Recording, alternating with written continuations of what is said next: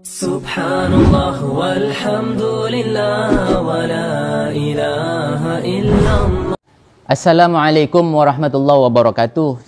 Pada kesempatan kali ini saya sebagai pribadi dan hari ini pertama kali seumur hidup, pertama kali selama saya bikin video, jadi mengatasnamakan pribadi dan akan berbicara pribadi.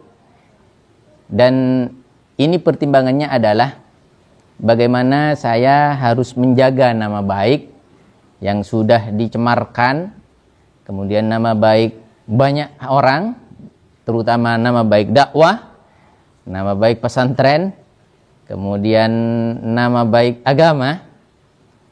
Yang pada kesempatan ini saya ingin menyampaikan bahwa berita yang sudah mulai diangkat oleh mohon maaf keluarga saya sendiri, yang memang sejak awal dari bertahun-tahun kita menutup, kita tidak bicara, kita bagaimanapun menjaga karena ini persoalan internal dan keluarga.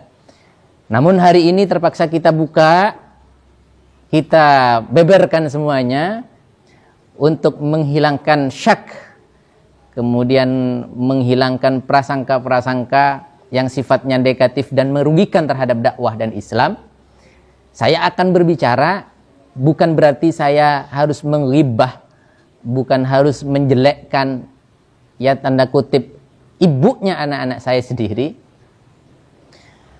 Tapi ada yang jauh lebih besar yang harus saya jaga, yaitu nama baik Islam, nama baik kiai, nama baik warga Jawa Timur, nama baik Jember, nama baik Mangaran. Kemarin saya sudah minta izin kepada Bapak Kepala Desa, Pak, mohon maaf hari ini kita sudah diberi ujian oleh Allah dari Desa Mangaran, pesantren yang ada di sini Al-Jalil 2 dari Desa Mangaran. Jadi terpaksa ini harus ramai, Pak, tapi kita dengan cara kita dengan maksimal mungkin menjaga kondusivitas. Baik, supaya tidak terlalu jauh, saya sebelumnya ingin menyampaikan salam kepada Bapak Kapolres Jember. Tolong Bapak, ini sudah diangkat oleh pihak musuh, saya katakan pihak musuh yang ingin menghancurkan pesantren, menghancurkan dakwah. Perhatikan apapun yang dibawa oleh pihak musuh saya itu untuk menghancurkan Islam berupa bukti-buktinya yang konkret, kemudian berita-beritanya, kemudian semuanya di Polres Jember. Saya sebut ada Mas Alek, mohon perhatikan Mas Alek. Tadi malam saya memergoki pihak musuh sedang mencari penguat untuk menjatuhkan pesantren. Jadi bahasanya seperti ini. Sampai ada terdengar oleh saya diminta materai, tanda tangan di atas materai untuk mengakui bahwa santri ini pernah ditiduri atau dicabuli atau apapun namanya oleh saya sendiri. Dan ironisnya ini adalah keluarga habaib, saudaraku. Astagfirullah, keturunan baginda Rasul sallallahu alaihi wasallam. Ditekan seperti itu dari pagi terus bergantian dijaga rumahnya. Saya sampaikan kepada Bu Nyai, ibunya umiknya Habib ini, Bu Nyai, sudah, ini adalah persoalan yang tidak penting. Panjenengan bisa usir pelan-pelan kalau panjenengan tidak berkenan, atau panjenengan bisa usir secara kasar. Karena bagaimanapun, karena bahasanya katanya dipanggil Polres, kemudian untuk diminta keterangan, diajak untuk melaporkan saya. Jadi lucu sebenarnya. Jadi isu ini diangkat, katanya Masya Allah, sebelumnya saya kasih ultimatum, kemudian saya kasih somasi melalui video ini kepada media kuasarakyat.com oleh pengacara saya. Ini sudah dipersiapkan, akan Anda kalau tidak segera mencabut apa yang sudah Anda sebarkan di media, Anda pun juga akan terseret karena sudah mencemarkan nama baik agama, nama baik pesantren, nama baik nama kiai, bukan saya pribadi, Kalau nama saya pribadi mau dihancurkan sekalipun, mau busuk sekalipun, tidak masalah. Tapi ini mengangkat namanya kiai di Jember. Masya Allah. Jadi perhatikan, kuasarakyat.com media. Anda kalau tidak mencabut itu semuanya, karena berita-berita yang Anda muat, itu semuanya hampir semuanya. Artinya kalau misalkan semuanya, mungkin tidak. Artinya seperti misalkan ditemukan chat perselingkuhan, kemudian pernikahan, mengakui pernikahan 1 minggu dari mana. Anda perhatikan, Anda datang ke sini, Anda minta kepada saya mana yang benar, mana yang salah. Jadi misalkan apalagi ini yang diangkat juga ada mencabuli santri, perzinahan. Masya Allah. Saya akan perkenalkan beliau nanti, beliau umi saya. Ini adalah satu bom besar untuk menghancurkan Anda sendiri. Anda sudah mengangkat berita yang tidak sesuai dengan faktanya. Anda harus bertanggungjawabkan, dan pengacara saya sudah siapkan itu semuanya dengan tuntutan perlakuan tidak menyenangkan, kemudian pencemaran nama baik, padahal ini belum selesai. Dan anehnya setelah dilaporkan, ini pihak yang melaporkan masih mencari ya. Jadi ibaratnya begini, saya nuduh orang, kamu mencuri atau tidak ada apa-apa, tidak ada masalah, tiba-tiba saya ke polisi, saya melaporkan, Pak, di situ ada pencuri. Siapa? Namanya Syarif. Mohon maaf, ini ipar saya. Namanya Syarif. Syarif nggak tahu apa-apa. Setelah lapor ke polisi, baru datang kita ke Syarif. Syarif, kamu kalau ndak lapor curi kambing atau curi ayam, kamu nanti bisa begini keluargamu, kamu akan terancam. Kamu segera melaporkan diri bahwa saya mengakui saya curi kambing. Ini kan lucu gitu loh. Jadi gambarannya seperti itu. Baik, langsung saja saya sekali lagi ingin menyampaikan dari video ini, dan saya akan sowan kepada Anda semuanya insya Allah. Pertama kepada Bapak Kapolres Jember, kemudian Bapak aparatur pemerintah Jember, kemudian wabil khusus para kiai, ketua NU Jember yang saya takzimi, kemudian para guru-guru saya di Jember, para habaib di Jember, kemudian kepada wabil khusus al-akhos, yaitu guru-guru saya di Jember dan di luar Jember.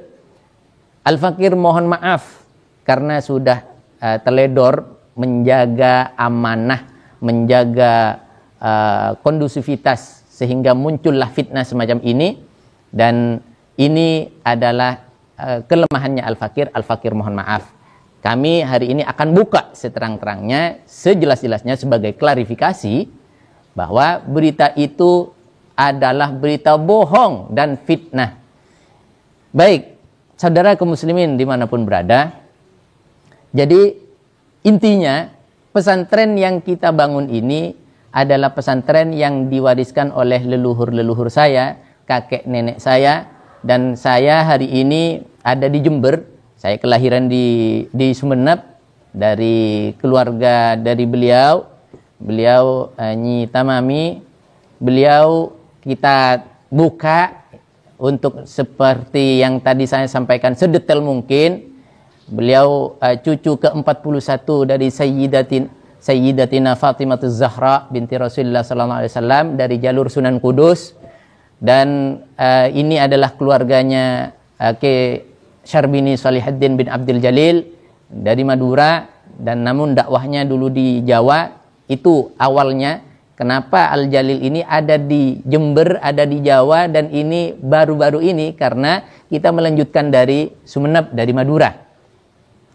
Nah, langsung saja di dalam keluarga kami itu ada seorang istri yang sejak dulu bertahun-tahun ada penuh dengan kecemburuan dan banyak hal, sampai tidak usah kepada orang-orang, tidak usah kepada orang-orang yang tidak dikenal. Orang yang sudah kita anggap anak pun itu dicemburui. Anak usia 16 tahun dicemburui. Tidak usah ke situ. Umi saya dicemburui. Artinya apa? Dari awal kami menutup ini semuanya karena ini saya anggap sebagai aib keluarga. Tapi hari ini karena ada sesuatu yang jauh lebih besar dan lebih penting, maka harus saya angkat dan harus saya sampaikan. Intinya pada poin terakhir, pada poin akhir-akhir ini sampai terjadi fitnah semacam ini, beberapa bulan yang lalu kami diuji semakin dahsyat. Jadi seorang istri yang durhaka kepada suaminya dengan memusuhi mertuanya, tidak suka mempunyai suami yang berusaha taat kepada uminya. Karena ini yang saya lakukan dari kecil sampai sekarang, alhamdulillah kami bukan merupakan satu kesombongan, tapi syukur kepada Allah. Kami dari kecil belum pernah ingat menentang kepada umi saya, belum pernah menyimpan sesuatu apapun dari umi saya. Beliau ketika ingin melakukan apa saja dari yang paling remeh sampai yang paling serius, kami izin kepada beliau. Jadi dengan hal itu sikap saya mendahulukan umi saya ini tidak cocok dengan istri saya. Sehingga apapun yang dilakukan di dalam pesantren ini seolah-olah dia, istri saya lah yang harus didahulukan dan berkuasa sebagai pengasuh dan lain sebagainya. Sering terjadi seperti itu dari awal sampai akhir. Terakhir umi saya sampai kemudian sakit. Mohon doanya semoga segera dipulihkan. Beliau terkena jantung dan ini menjadi satu peringatan yang syok bagi saya. Saya pada waktu itu keadaan sakit, umi saya ada di Madura, saya terpaksa ke sana. Karena apa? Karena adanya pertikaian, bukan pertikaian secara langsung meskipun, tapi perang dingin lah bahasanya. Saya harus ke sana, saya harus minta ridhonya beliau, karena seumur hidup sampai kemarin itu baru pertama kali beliau mengatakan tidak ridho kepada saya. Karena apa? Karena masalah dengan istri. Saya sampai semuanya berantakan dengan adik-adik saya itu gara-gara seorang istri. Saya minta ridhonya beliau ke sana, saya ajak istri saya untuk minta maaf, sudah berkali-kali tidak bisa. Dan di saat itu saya memberikan shock terapi dengan pisah ranjang dan tidak berkumpul. Terus lagi ketika mau menjadi artinya sudah mulai berbenah, saya perbaiki. Kemudian terus sampailah pada akhirnya sesuai dengan sesumbarnya. Dari awal sampai akhir, ketidaknyamanannya di pondok ini karena tidak diberi kekuasaan. Dia sempat bilang, jadi mantan istri saya ini sempat bilang bahwa kalau misalkan nanti saya tidak ada di sini, di pondok ini, di Al-Jalil ini, artinya dari awal karena sudah tidak diberikan kekuasaan, saya akan memberikan kekuasaan ketika memang layak gitu loh. Sesuai dengan kualitasnya, bisa ngajar dan lain sebagainya.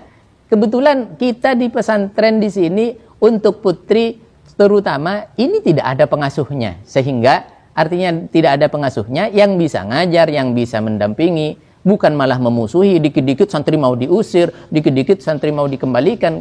Bukan itu pengasuh. Nah, sampai detik itu dia mengatakan, andai saya, di depan mata saya sendiri, andai saya keluar akhirnya dari Al-Jalil, dari pondok ini, maka sampean harus keluar. Katanya begitu. Itu ke saya langsung. Dan pondok ini harus dirobohkan. Semua harus dihancurkan. Ini sesumbarnya, dulu. Ya. Dan beberapa kali mengatakan seperti itu. Dan dengan keluarganya di sana mungkin sudah terbiasa istilah seperti itu atau perjanjian seperti itu. Nah, pada akhirnya terjadilah betul. Tapi setelah dia mengatakan begitu, saya tidak diam.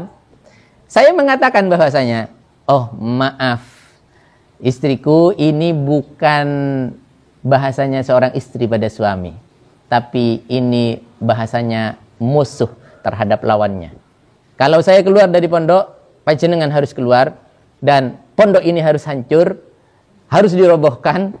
Insya Allah orang-orang pada tahu semuanya, dan wali santri pun sudah pada tahu. Insya Allah Sekali lagi saya mohon maaf, saya ingin dalam hal ini ingin mengembalikan nama baiknya wali santri. Sekali lagi saya ingatkan, hati-hati kepada media-media yang meliput.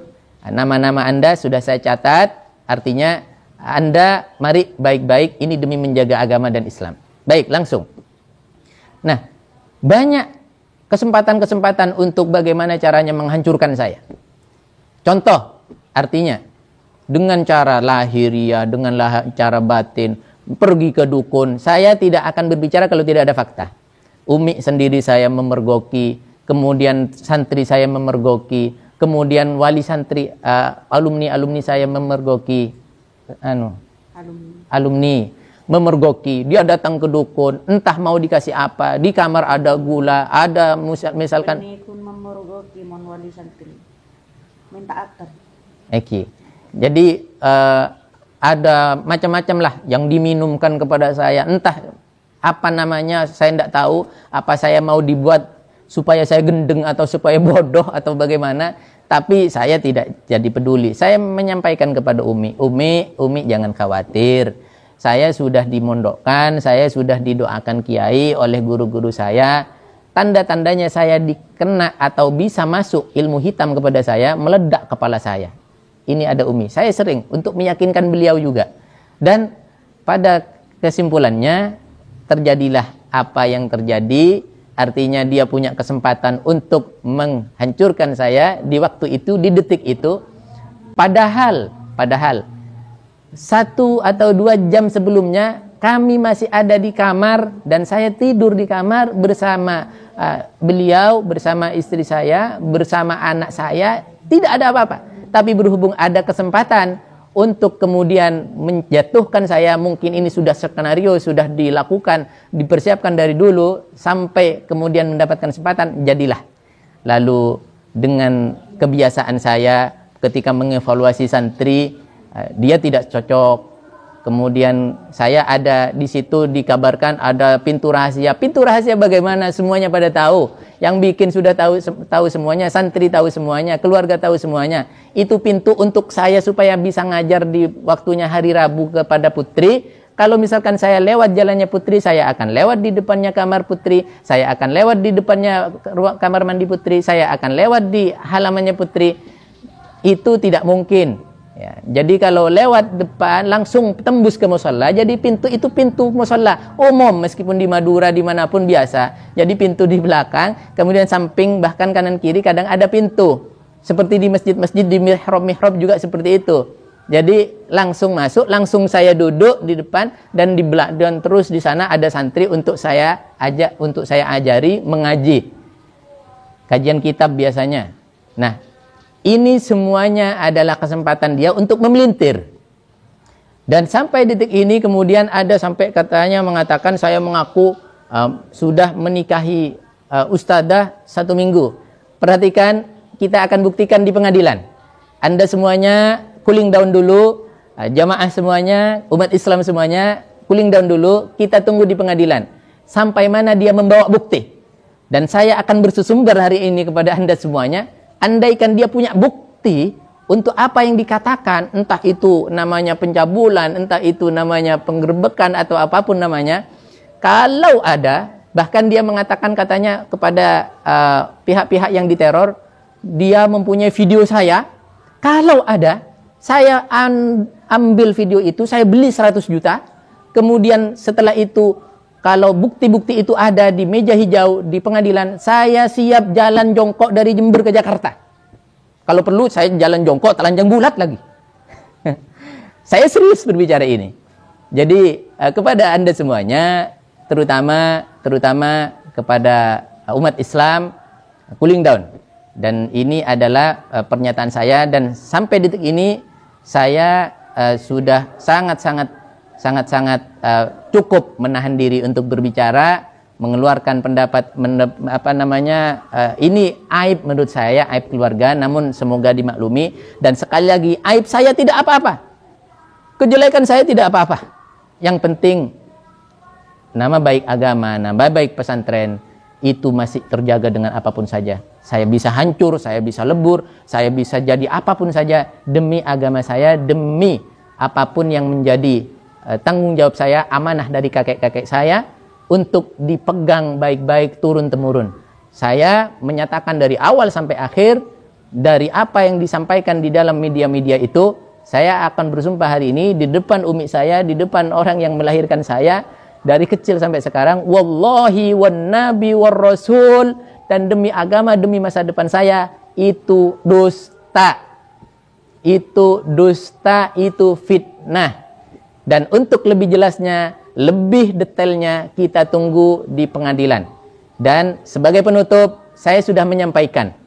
Karena di awal dia sudah mulai berusaha dengan amarah-amarahnya, dengan pihak-pihak keluarganya, untuk menghancurkan pondok ini, dengan menghasut masyarakat dan warga, untuk katanya di sini ada pencabulan. Ya maklumlah, saya tidak akan menyalahkan masyarakat. Kenapa? Mereka kan penasaran. Mereka akan penasaran dan akan terhasut ketika mereka tidak tahu dengan kenyataannya.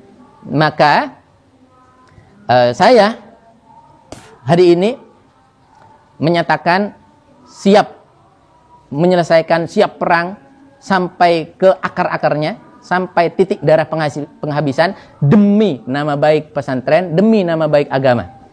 Dan saya akan seret semuanya, semua yang sudah mengangkat di dalam, baik itu awak media, entah itu medianya, media cetak, media elektronik, semuanya dengan undang-undang IITE-nya, dengan semuanya sudah kita persiapkan, karena itu sudah melakukan pencemaran nama baik, di mana itu semuanya masih belum terbukti dan itu fitnah, dan buktinya pun masih akan dibuat, begitu loh. Saya hari ini menyampaikan kepada Anda bahwa saya sudah tidak diridhoi lagi untuk kemudian islah kepada orang keluarga atau mantan istri saya dan semua yang berkaitan di sana untuk berbaik atau berislah kembali. Jadi kesimpulannya, tuntutan saya, laporan balik saya ini tidak ada ceritanya cabut-mencabut. Meskipun pertama sudah saya kasih somasi, saya kasih peringatan, saya mengatakan begini, mungkin sudah viral di luaran. Saya katakan begini kepada istri saya pesankan bahwa ada bising di belakang. Saya berpesan, bagaimanapun kamu itu adalah umi, ibu dari anak-anak saya. Bagaimanapun sejelek apapun, nanti kamu adalah ibu dari anak-anak saya. Kalau saya menjelekkan kamu, artinya saya menjelekkan anak saya, yang malu anak saya besok. Maka saya punya anak 2 dari beliau. Maka ayo selesaikan saja kekeluargaan. Tapi kalau tidak, maka jangan gegabah, persiapkan. Kamu harus cari bukti, kamu harus punya bukti, dan kamu harus mempercantik langkah-langkahmu. Siapkan pengacara terbaikmu supaya kamu bisa betul-betul menghancurkan pondok. Ya, ini tambahan saya, supaya dia bisa betul-betul menghancurkan agama, menghancurkan nama baik kiai di Jember. Dan sampai detik ini kita akan tunggu. Dan kepada Anda semuanya, sahabat-sahabat, semua jamaah, lawyer, dimanapun Anda berada, Anda mau bergabung di sini, silahkan. Sudah ada Mas Eko, ada Pak Fathor, ada beberapa, ada pengacara Abu Nawas, Lora Habaib, dan semuanya yang ingin bergabung demi menjaga keutuhan dakwah, menjaga nama baik pesantren, mengembalikan nama baik Jember, mengembalikan nama baik para kiai, para ulama, para habaib. Mari, silahkan. Anda yang mau bergabung dengan sukarela, silahkan. Saya tunggu dalam kesempatan ini. Saya terakhir ingin memberikan mic ini kepada beliau yang mulia umi saya. Mungkin ada pesan-pesan meskipun dengan bahasa Madura, kami akan terjemahkan. Demikian dari saya. Assalamualaikum warahmatullahi wabarakatuh. Assalamualaikum warahmatullahi wabarakatuh. Waalaikumsalam. Dan kula sebelumnya nyona maaf dak setuju masyarakat, terutama masyarakat Jember, Mangaran. Terus setuju umat Islam, para kiai, para habaib terutama. Dan kaulah semangken ampun tak bisa boleh keangkui nerema istilah mantan bini na fahim kak dinto manabi sampai fahim kak dinto acampu boleh ampun dan kola tak aridoi. masalah epon dari telo tahun kebikeng dari telo tahun ke semangken dan kalau ampun cukup atapah ampun cukup diam diam kak dinto beni dan kalau takok atau berkati penapa saking ajaga nama baik pondok sarang keluarga sedaja para sesepuh dan kolektivi terutama para guru-guru ketika dinto.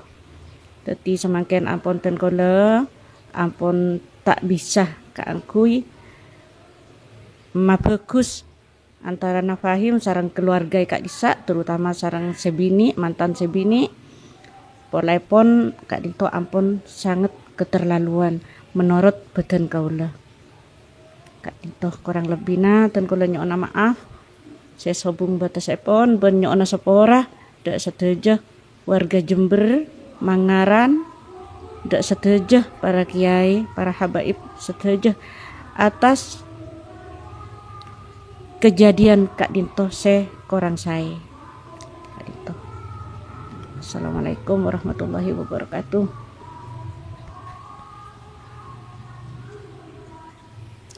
Baik, saya translate karena bahasanya bahasa Jerman. Bahasa Madura. Jadi kesimpulannya apa yang disampaikan beliau, bahwa beliau sudah tidak ada kata maaf dan sudah tidak ada kata islah. Jadi semuanya harus dilanjutkan, dituntaskan untuk menjaga nama baik agama. Kemudian beliau bercerita bahwa ini dialami, ditahan-tahan dalam dada, disimpan dalam dada selama 3 tahun terakhir katanya, meskipun dari awal juga sering seperti itu. Yang paling parah 3 tahun terakhir, kemudian sampai adanya Masya Allah saling serang. Masya Allah, saya tidak bercerita panjang lebar soal ini karena menyakitkan ketika umi saya dikata-katakan macam-macam dan lain sebagainya. Jadi kesimpulannya beliau tidak bisa terima, dan yang paling penting beliau menyampaikan mohon maaf kepada para kiai, kepada para ulama, kepada ketua NU, ketua Muhammadiyah atau siapapun saja yang ada di dalam organisasi-organisasi Islam, dan terutama kepada para guru-guru kami bahwa ini adalah keteledoran kami di dalam menjaga. Jadi sehebat apapun mungkin kita tidak akan bisa berbuat apa-apa kecuali dapat pertolongan dari Allah Subhanahu wa taala dan menjaga agama ini dengan baik. Doakan kami, semoga semuanya ini bisa selesai dengan baik, bisa kami kembalikan nama baik yang sudah dicemarkan oleh orang-orang bejat yang ingin menghancurkan agama, menghancurkan pesantren, menghancurkan dakwah kiai, nama baik kiai khususnya di Jember. Demikian sekali lagi saya ucapkan Assalamualaikum warahmatullahi wabarakatuh.